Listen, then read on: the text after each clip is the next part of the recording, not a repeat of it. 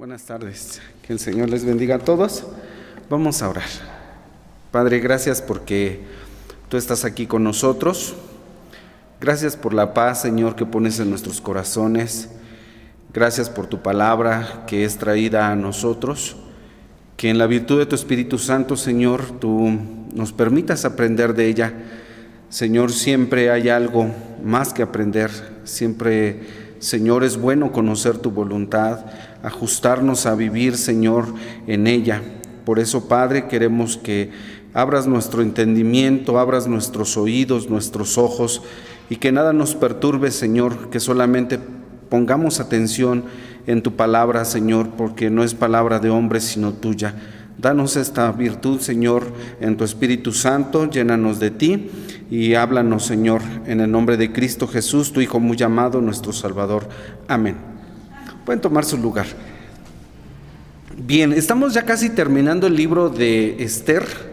Gracias a Dios ya vamos a concluir otro libro más, aunque siempre les aseguro que si volviéramos a empezar, volvemos a encontrar cosas nuevas. Es una de las cosas maravillosas de la palabra de nuestro Dios, que nunca vamos a terminar de estudiarla, por más que pensemos que ya conocemos la historia, los libros, los relatos. No, siempre hay algo más, y yo siempre les invito también a leer la Biblia con una nueva mirada, ¿sí? Y vamos a tomar entonces el capítulo 8 de esta ocasión, recordando en qué terminó el capítulo 7. Terminó con la muerte de Amán, ¿sí? Si dice un predicador, un expositor, que si esto fuese una película, a lo mejor ese final hubiese estado bien. Se murió el malo y se acabó, y vivieron felices los judíos. Pero fíjense que muriendo Amán, el mal continúa, porque hay un decreto, ¿se acuerdan, verdad? Hay una orden de exterminio en contra de los judíos. Y yo le decía a Katy, ¿es cierto que cuando se muere el perro se acaba la rabia? Un dicho que conocemos aquí en México, ¿no? Dicen que muerto el perro se acaba la rabia. No es cierto, muerto Amán, continúa su veneno, continúa la rabia de lo que él había obrado. Entonces aquí nos damos cuenta de una cosa, que no era obra de Amán, como ya lo dijimos una vez, era la obra del enemigo del pueblo de Dios. ¿A quién nos referimos? Al adversario de nuestras almas, a Satanás, ¿no? Era una obra de él para exterminar a los judíos. Se enoja el rey. Ustedes recuerdan que lo miró cerca de la reina Esther cuando regresó del jardín. Lo ve e inmediatamente dice: cuélguenlo. ¿Por qué se enoja el rey Asuero? ¿Cuál fue el motivo de su enojo? A ver, ¿cuáles son las razones por las que se pudo haber enojado? Uno, porque estaba cerca de la reina, pero ya se había enojado desde antes. ¿Por qué se enojó? ¿Porque habían atentado contra los judíos? No, porque Amán le había visto la cara. Porque Amán lo había engañado, porque había utilizado o había mal utilizado la autoridad del rey para hacer lo que él quería y con ello pues afectar a la reina. No es porque aprecia a los judíos, no, en realidad se enoja porque le vieron la cara. Se sintió engañado. Y obviamente pues el rey, fíjense que ahora no pide consejo como cuando la reina Basti no quiso venir, ¿se acuerdan? Que hizo una fiesta, la mandó a traer, no quiso venir y dice a su gente que está al servicio en el palacio, ¿qué debo de hacer? No, ahora Amán sabe perfectamente lo que tiene que hacer. Deshacerse de este malvado Amán. Ahora él es, fíjense, él es ahorcado en la horca que supuestamente era ¿para quién? Para Mardoqueo. Y vean cómo Dios invierte las cosas. Porque la honra que quería Amán se la van a otorgar a Mardoqueo.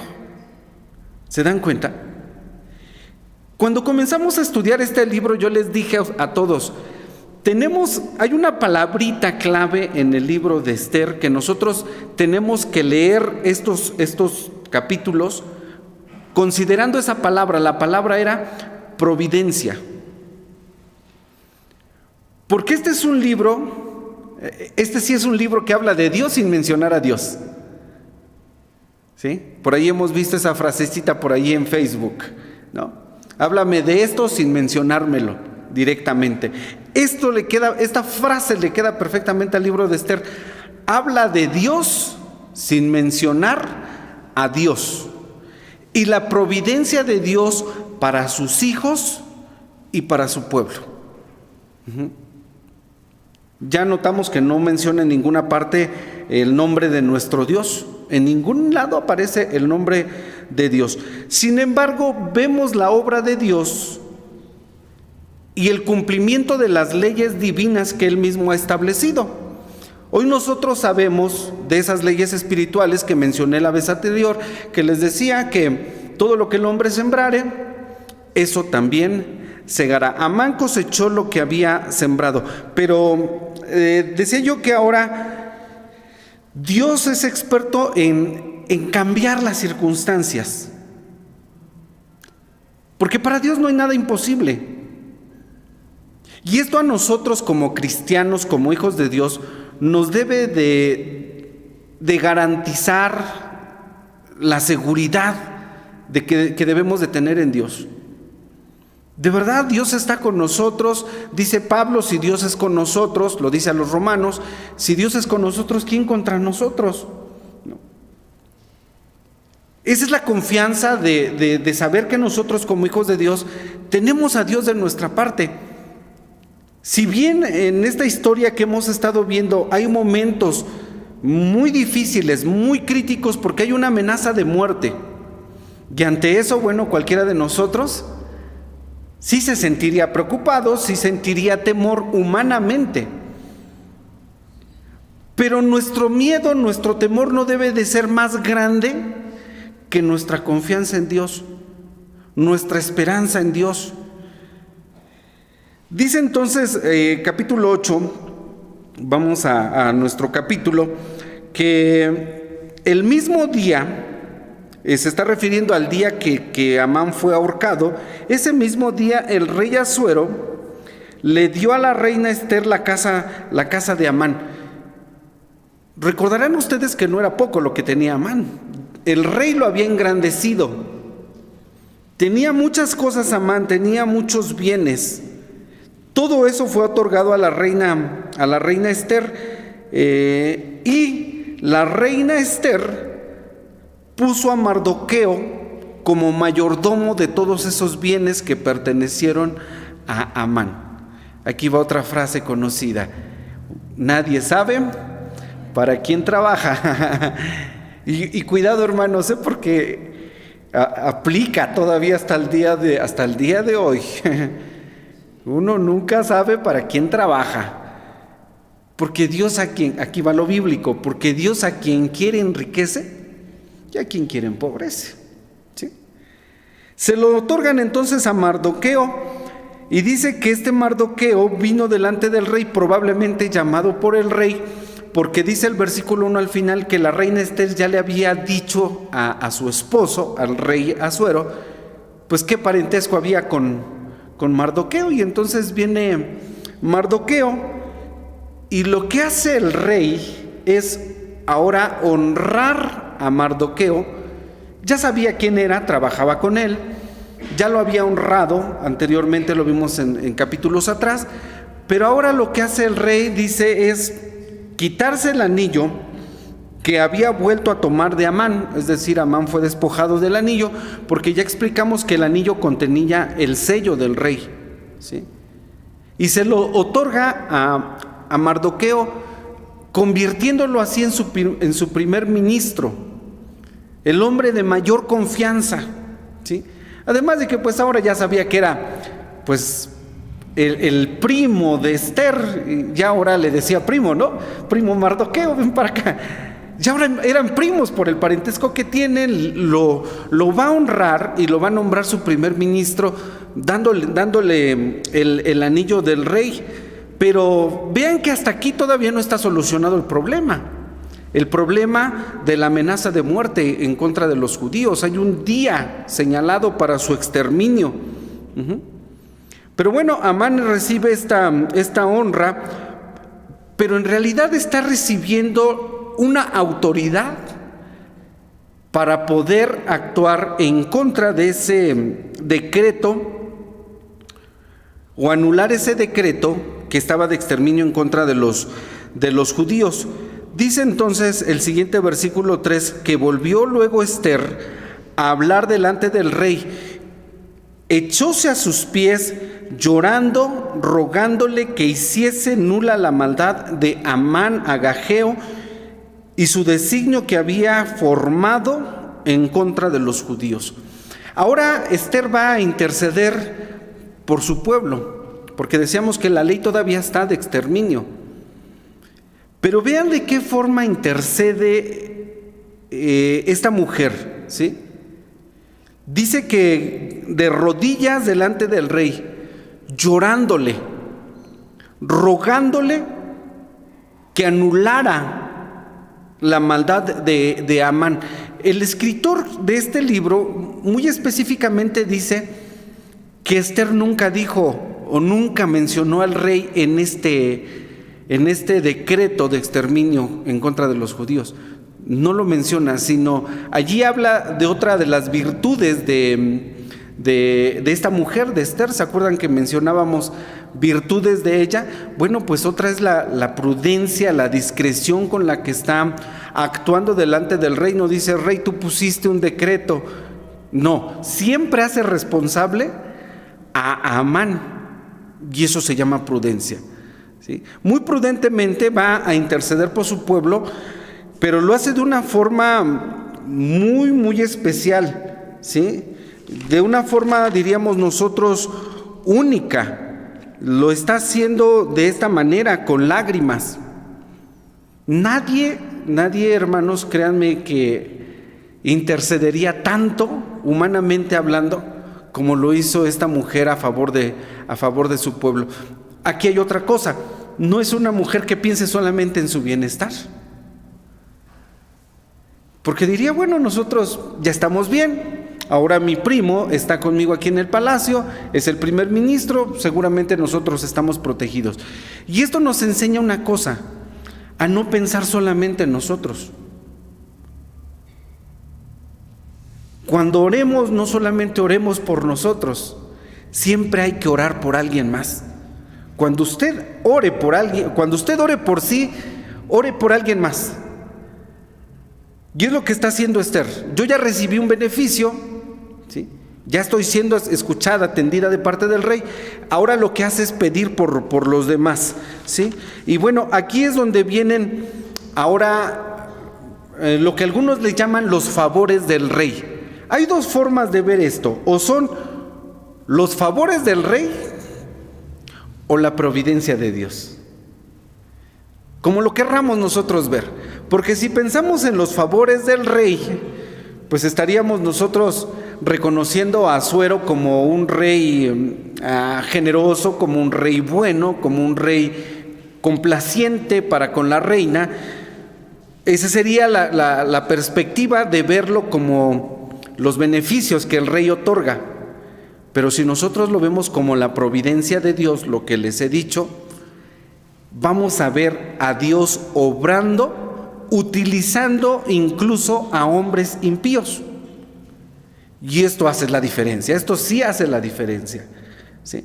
Ver a Dios obrando, aún utilizando a hombres, y no es la primera vez que Dios lo hace. Hay muchos pasajes en la Biblia en donde vemos que Dios utiliza a hombres incrédulos para bendecir a su pueblo. Y allí hay enseñanza también para nosotros. Miren, hermanos, Dios puede usar a quien quiera para bendecir tu vida.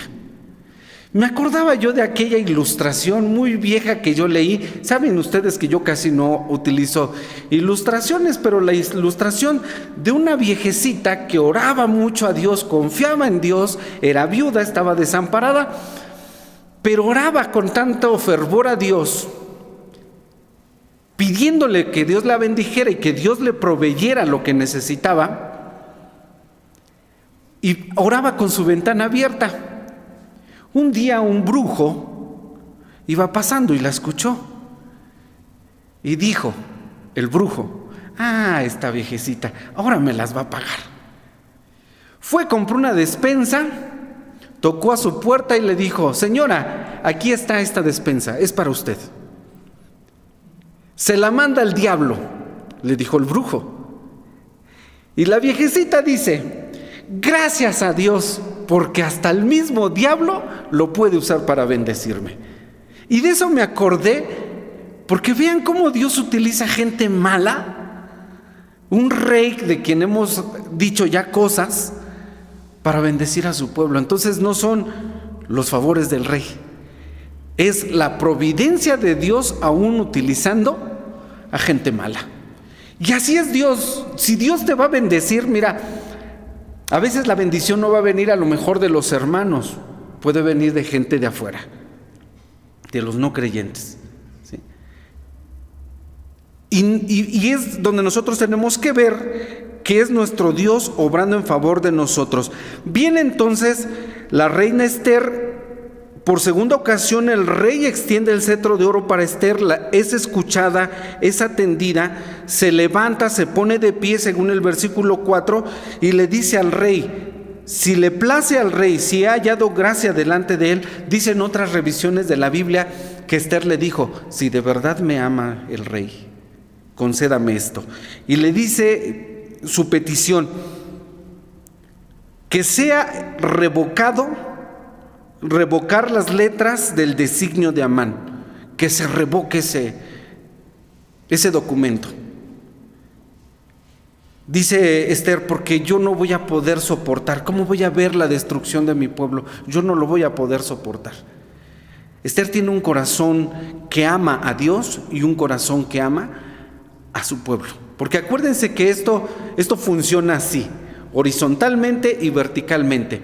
Y lo dice el apóstol Juan: si tú dices que amas a Dios, pero no amas a tu prójimo, ¿cómo está el amor en ti?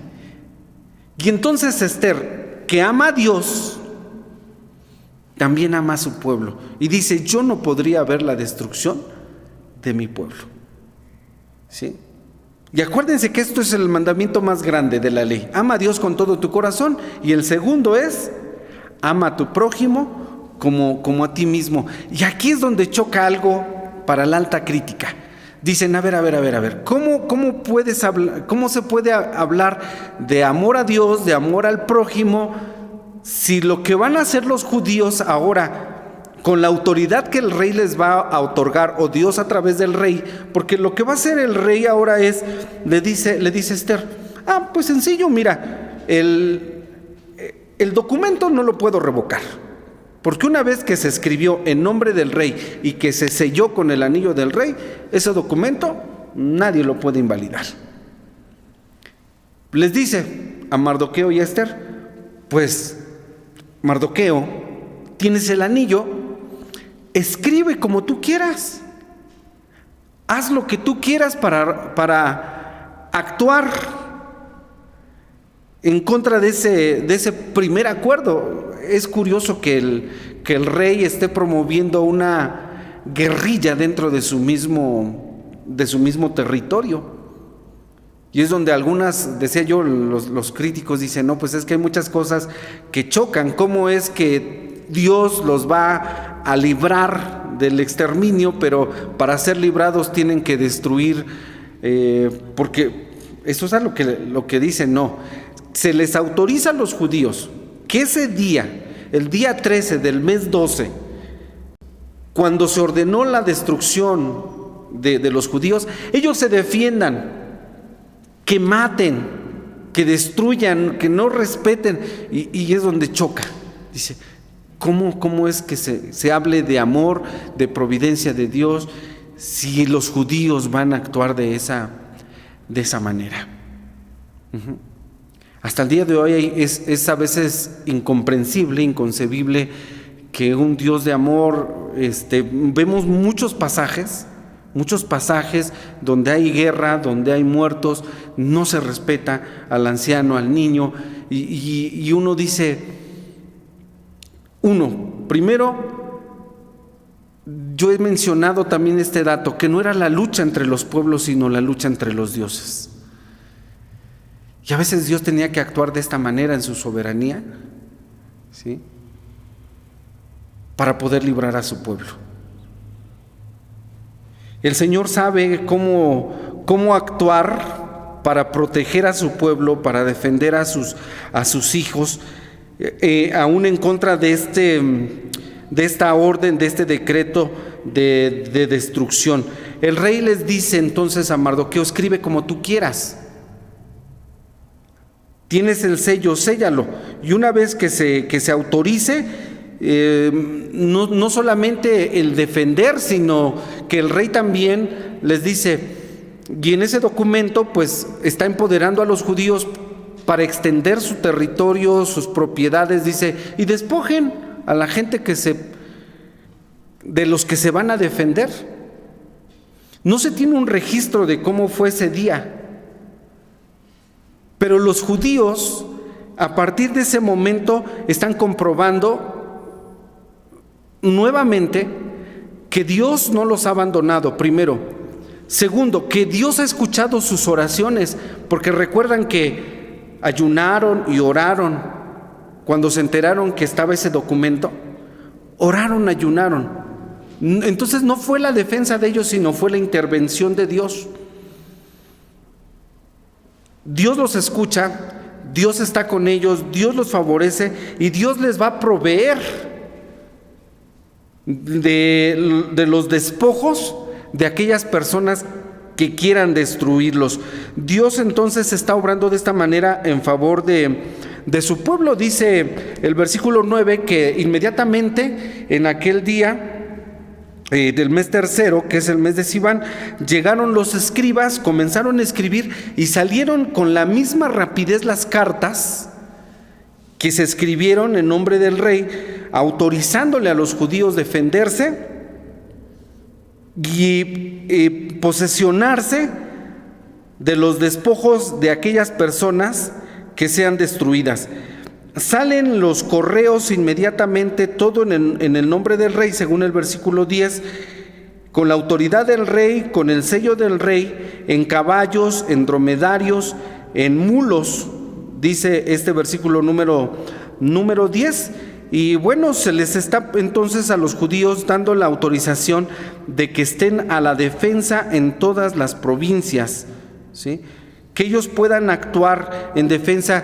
Y esta es la razón de por qué llamamos a nuestro tema luz y alegría, porque dice más adelante en el versículo número 16 que esta salvación que Dios les está otorgando a los judíos del exterminio fue el motivo de gozo, motivo de alegría para ellos. Inclusive dice que tuvieron alegría, tuvieron banquetes, se alegraron por la salvación, porque Dios nuevamente los había escuchado, porque Dios nuevamente los había de librar de este ataque en contra de ellos. Y vean, hermanos, cómo pues saber que Dios está con nosotros, por nosotros, en nosotros, pues es un motivo suficiente de alegría.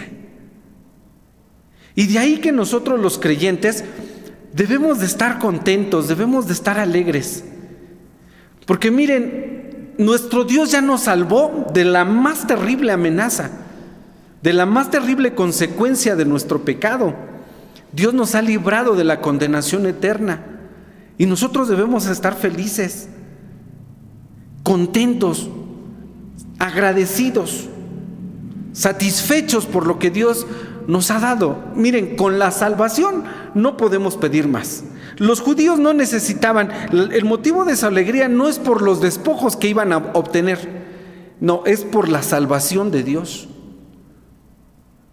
Por eso David, cuando en su pecado sintió que el gozo de su salvación se estaba perdiendo, le dice a Dios: vuélveme el gozo de tu salvación. Quiero volverme a sentir tan contento como ese día, como este día para los judíos en el que se alegraron, se sintieron felices porque Dios los había salvado. Y para nosotros los creyentes no hay mayor motivo de gozo, de alegría, que el saber que somos salvos por la gracia infinita, inmensurable de nuestro Dios. De ahí que los creyentes tenemos gozo y expresamos nuestro gozo a través de la alabanza, ¿sí?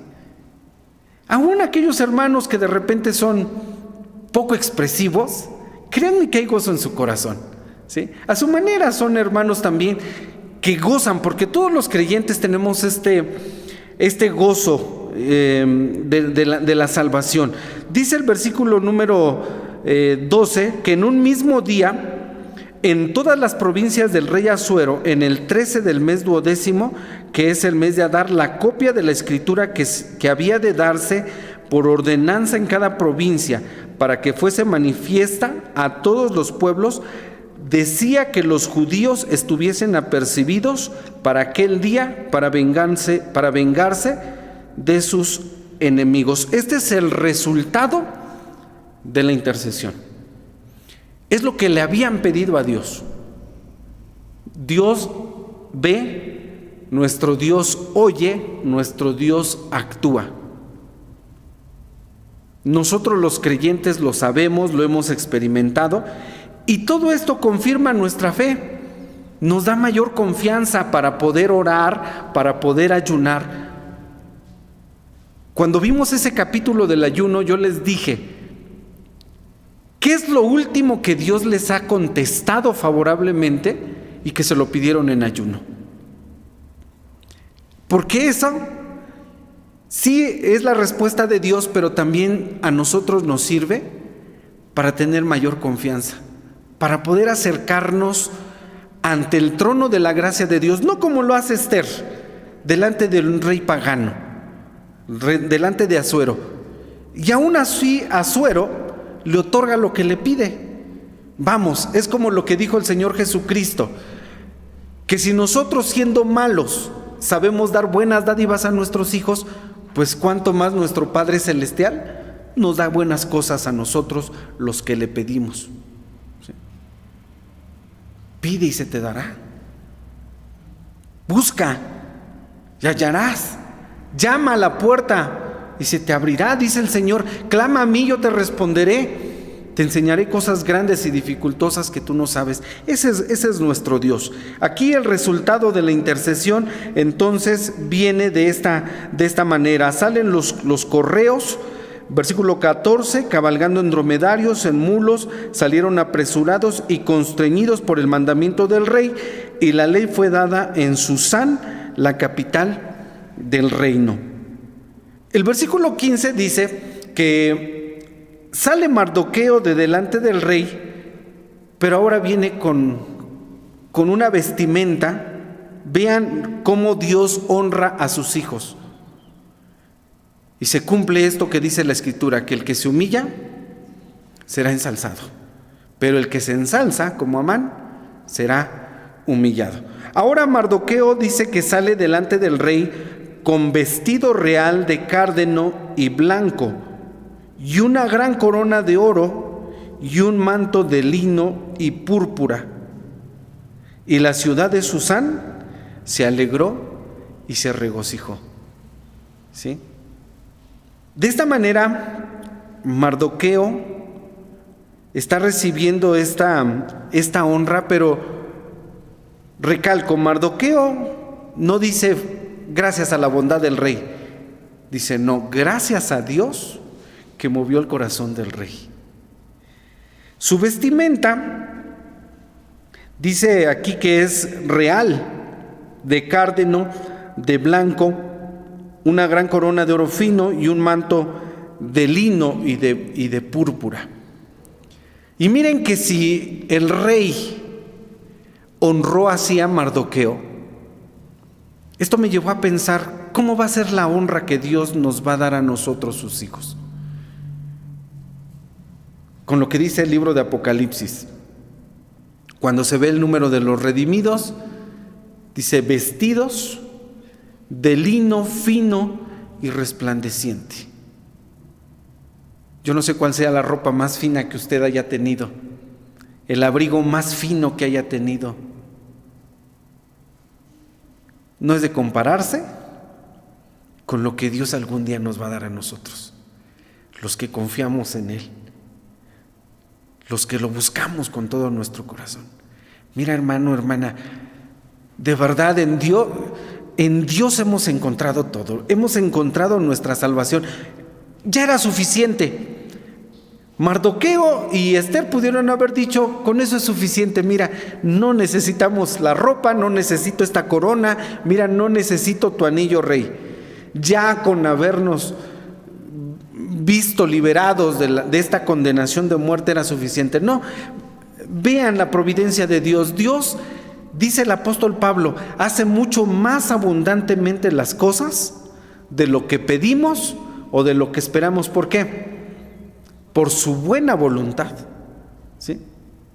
Cuando Dios va a bendecir tu vida, lo va a bendecir no conforme a nuestra necesidad, sino conforme a las abundantes riquezas de su gloria.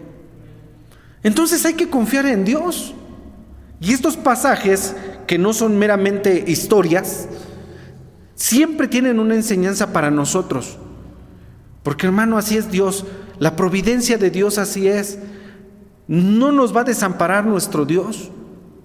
Él va a usar lo que quiera, como quiera y cuando quiera para bendecirnos. Si Dios ya dijo que te va a bendecir, créele a Dios porque te va a bendecir. No solamente reciben la liberación, su salvación, y que es el motivo de su gozo, de su luz, de su alegría, de su honra, sino que también Mardoqueo fue honrado de esta manera. Los judíos entonces se alegran no por lo que hace el rey, sino por lo que Dios hace por medio del rey. Y hacen banquete, dice que tuvieron alegría, gozo, banquete, y fue un día de placer. Y muchos de los pueblos de la tierra se hacían judíos. Fíjense ahora cómo Dios cambia el panorama. Deja que Dios cambie tu panorama. A veces pensamos que es el más trágico, ¿sí? Que ya no hay opción. Dios siempre tiene respuestas. Muchos de los pueblos de la tierra se hacían judíos por temor de los judíos, porque el temor de los judíos había caído sobre ellos, ¿sí? Quisieron ser parte del pueblo de Dios. Y creo que miren, hermanos, con esto termino, que cuando la gente ve nuestras bendiciones, a veces la gente también dice, me gustaría ser como ellos. Que la gente, dice la epístola a los Hebreos, tenemos una tan grande nube de testigos a nuestro alrededor, que la gente ve en nosotros la alegría, el gozo. ¿Por qué eres así? Porque el Señor me salvó. Aún en los problemas, en las dificultades que nunca faltan, expresar ese gozo y esa alegría de la salvación que Dios nos ha otorgado a través de Cristo Jesús. Y que sirva para testimonio, para testificarle a otros y para que, como en esta historia, otros quieran venir a los pies del Señor y ser parte del pueblo de Dios. Porque no hay mayor privilegio que el ser llamados hijos de Dios, y en verdad lo somos. Que el Señor, hermanos, nos bendiga. Amén.